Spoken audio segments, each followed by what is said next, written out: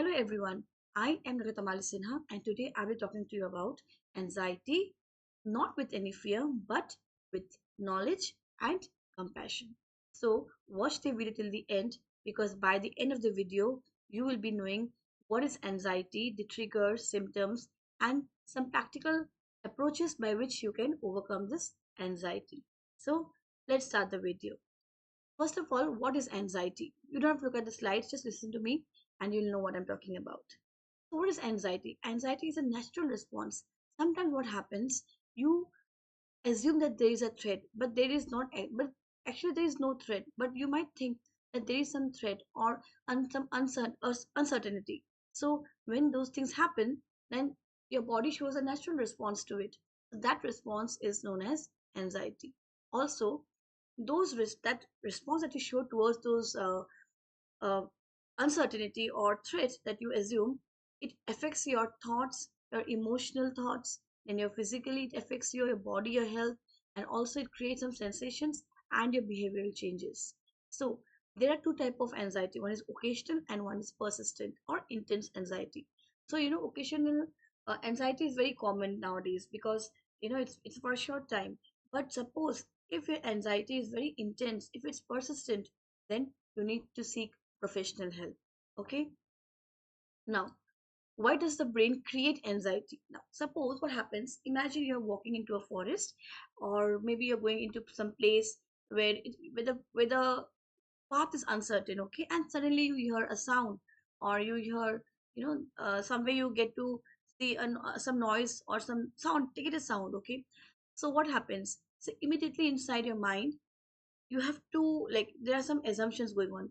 You think that maybe suppose it's a forest, so you think that maybe someone is trying to a predator is coming to attack you, or maybe, or otherwise your brain might tell you that there is something that's harmful to you, or maybe you need to run because something is coming from the jungle, the forest, that might affect you, that might harm you. So your first what is the response? You have to run. So what is this? So basically your brain, in that scenario, actually, if you think about it, in that scenario, if you want to survive that scenario, the situation, then I think you should run. Okay. So what your brain is doing is, your brain at that situation is trying to give you a survival mechanism. It's trying to keep you alive. It's trying to keep you alive and it's trying to overprotect you. Okay. And by bringing these thoughts in your mind, so that is why this brain is creating anxiety for you, because in actually your brain cannot distinguish between what is a physical danger and what is psychological threat. Okay, there might be nothing like for being scared, but your brain cannot distinguish that, and that is why it will activate a response stress towards this situation. Okay, so in today's world, if you see this triggers that I'm talking about, this predator that I'm talking about, in today's world, what is the predator in around you? Like, suppose if you have a financial issue, or maybe in a relationship you're having some difficult conversations, or you have a fear of getting rejected or fear of failing in a situation. Okay, or maybe nowadays it's very common in social media, people start comparing themselves with other people. So in such situations nowadays, what's happening, these anxiety, these responses are coming inside your body. The brain is activating this responses, which is known as anxiety, and you're feeling those things. In today's world, these are some of the triggers, or you can say predators. All right. Now, coming to the triggers, now we'll talk about it in details. So, number one is work pressure. Now, suppose you need like, for even for students also it's applicable. Suppose there's an interview you need to attend, okay. So an interview is there, or maybe you have a examination, okay, you have an examination and you have an interview. So in those scenario, this anxiety can be triggered. Then suppose a relationship conversation need to be done, okay. Suppose it can be anything related to in a relationship. So in those type of difficult conversations, it can trigger anxiety in a partner, in a person. And financial worries, this is a very common thing nowadays, because because of financial issues, people are having this anxiety problems and also health concerns. Now suppose some person is suffering from a disease or maybe a disorder, or he or she is seeing some changes in his or her body. even that concern is leading to anxiety in a person. And also fear of failure, fear of rejection, and fear of, that one thought that I am not good enough, or I'm not better, that person is better than me. So this type of thoughts and these things also, this create anxiety, they trigger anxiety. Okay, so these are some of the anxiety triggers. Now symptoms, which is very important. The physical symptom, what are the physical symptoms? Imagine you're going, something has happened, and you are feeling very anxious about it. So what happens? Number one, what happens? Number one, you will see, you will start trembling, you'll start, your temperature rises, you start having shortage of breath. Okay, and then you start feeling scared, you start feeling like, you'll be, your hand starts shivering. Okay, and you'll have start having uh this a restlessness type. Okay, so emotionally, what happens? Emotionally, you start having fear. Okay, you start getting afraid, then you start having worrying, you start to worry about things. And then this thing, restlessness is there. Okay, you start feeling restless, all these things. And then mental symptoms means you start overthinking a lot. Okay, and you have catastrophic thinking. That means something which has not yet occurred, you're thinking those things also, कि ये हुआ ही नहीं है. And then you're thinking that, oh my god, ये हो गया है, वो हो गया. It's all cooked up in your mind, but it's not occurred in real. That's called mental stress. Okay, also one more thing, you have trouble in sleeping also. Okay, so these things are there in mental symptoms. Behavioral symptoms. In behavior, what's happening is that you start avoiding people, you don't talk to people much. And then what else is there? You start seeking assurance. You want people to motivate you, you want people to assure you that no, no, no, you're good enough, you're good. Because there's nothing, but you are doing those things. Okay, you can't sleep at night.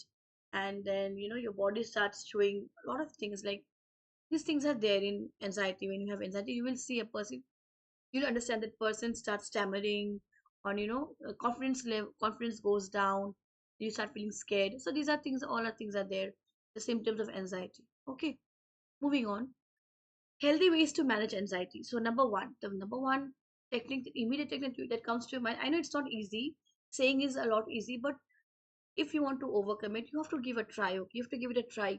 Number one, do the breathing technique. So in breathing technique, what you do is that you inhale the air. You inhale for 4 seconds. Count four. Okay, 1, 2, 3, 4. Inhale and pause, and then you exhale, and you exhale for 6 seconds. Okay, so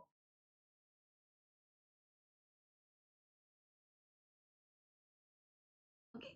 So 4 seconds inhale, 6 seconds exhale. I know I was doing very fast, but you can count. Okay, you have a watch, you can count. So do that breathing exercise for a few minutes. So that will, when you do that, you will see your anxiety level going down a little bit. And then you have got grounding exercise. What happens in grounding exercise?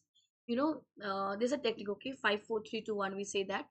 So the thing is that you notice number five, like you notice five things around you. Okay, just around you.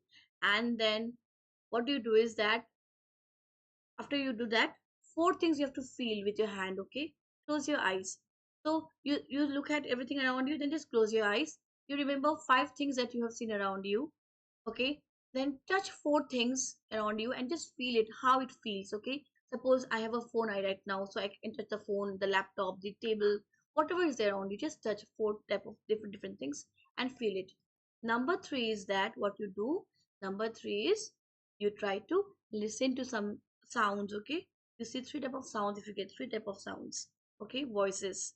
Number two, and two things is that you try to smell two things. Okay, smell two things. Just all should be closed with your eyes closed. You want to feel you want your senses to be active. Okay, and last one is number one is one time is your taste. Okay, so then you try to taste something. Remember the taste, feel the taste of something that you had eaten somewhere, or you have tasted somewhere. So this 5, 4, 3, 2, 1, this is a very good technique. Okay, so this is known as grounding exercise. Number three is balance your thoughts with some good questions. Like example, suppose you have an interview and you are very stressed before the interview. So you have two options. Either you be totally stressed, or you try to balance those thoughts of stress. Like how you do that? You are stressed for the interview. You ask the question to your mind. Okay, that have the interview And to have the person taking your interview? No. Okay. Have the person ask you tough questions? No.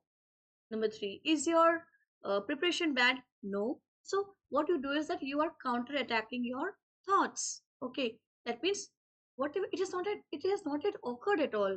You're just assuming it in your mind. So balance those thoughts with some questions. Okay, with some questions which will assure you that no, you whatever you're thinking is just a thought. Okay, it's not real. Number four is journaling. Very good technique. Okay, whenever you are afraid of something, something is worrying you, you're being anxious about something, just write it down in a paper. In a paper, okay, in a paper or in a journal. No one needs to read it. No one needs to see it. Just write it down by yourself.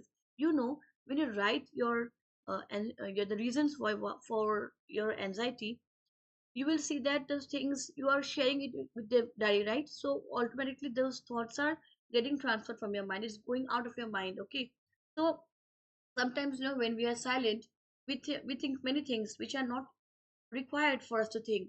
So when you write it down, that these things are making me anxious, I'm worrying about these things, so most of the things get solved on the paper only. So do that journaling. Okay, once you put it in your pen and paper, when you put it in paper, the things lighten up, your mind lightens up, you feel very light up. Okay, you like your the stress, like it reduces. Okay, it releases. Now, last, seek professional help. Suppose, as I told in my previous slides, if you see that after doing these techniques also you're not able to cope with this with the anxiety, okay, and you are still feeling very anxious and it's taking a toll on your health is getting affected. Seek professional help immediately, okay, because that is not good. That is not an occasional anxiety. It may be a persistent, it may be intense, and you have to take professional help so that they can diagnose you that what is actually happening, why it is happening, and they can help you out. And that is not at all a shame. You can please do that if you are facing those type of that level of anxiety. Lastly, I want you to remember this message that anxiety is something you experience. Okay, it does not define who you are. It does not tell that you are this type of person. Suppose you are very scared and you are worried about something and your confidence is very low. It doesn't mean that you are less confident. It doesn't. It is just something that you are experiencing, you're feeling, you're going through, but doesn't mean that you are not that person. That doesn't define you. Okay. Next is that many people, many people, they are trying to manage it. How are they trying to manage it? First, by understanding it. They are first understanding what they're going through, they're acknowledging it, okay, and then they are looking out for the right support. They're taking out the right support, and also how they can cope with it, how they can overcome it. They're using the right skills, those practical skills they are utilizing, okay. This is how these people are trying to come out of anxiety. So even you can do that, okay. You don't have to face it alone. You can practice these things. And other than that, if you think you need some professional help, you can take professional help also. You can, if you like this video, if you are one of them that who is under, who is going through this anxiety, who gets anxious and all, so you can follow my channel, you can subscribe my channel for more such videos on this. And you can also contact me through my website. It's given in the screen, you can see on the screen, and also my Instagram page is there. Even there you can contact me. And so I hope I can be of help to you. And for more such videos on emotional distancing, anxiety, and other things that require attention, you can follow my channel and you can see the videos. And if you like it, you click on the like icon and share it with those people who need this video. Thank you so much. I'll again see you in my next video. Take care.